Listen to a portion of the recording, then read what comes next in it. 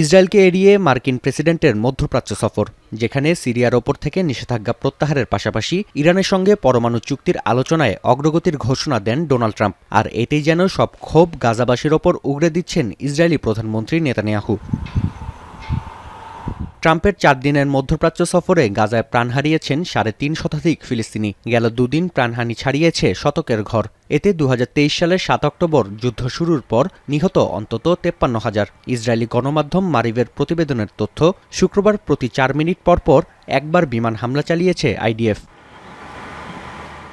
ইসরায়েলের সামরিক বাহিনীর দাবি, অপারেশন গিডিয়ন্স চ্যারিয়টের প্রাথমিক ধাপের অংশ হিসেবে বাড়ানো হয়েছে হামলার তীব্রতা।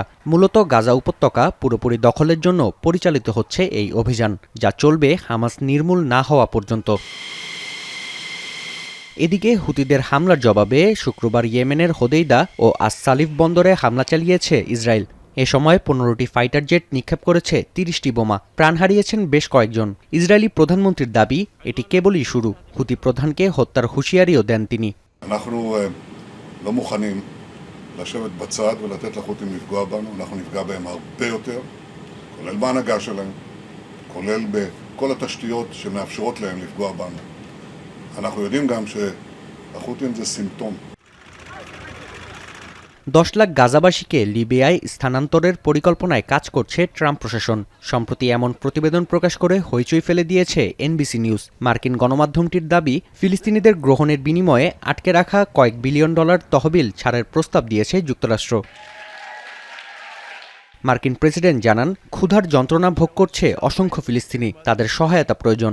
ইসরায়েলি প্রধানমন্ত্রী জিম্মিদের বিনিময়ে চুক্তিতে পৌঁছাতে পারবেন কিনা সে বিষয়েও সংশয় প্রকাশ করেন তিনি। পাশাপাশি উল্লেখ করেন, সিরিয়ার আল শারা সরকারকে স্বীকৃতি ও দেশটির ওপর থেকে নিষেধাজ্ঞা প্রত্যাহারের আগে কথা হয়নি ইসরায়েলের সঙ্গে।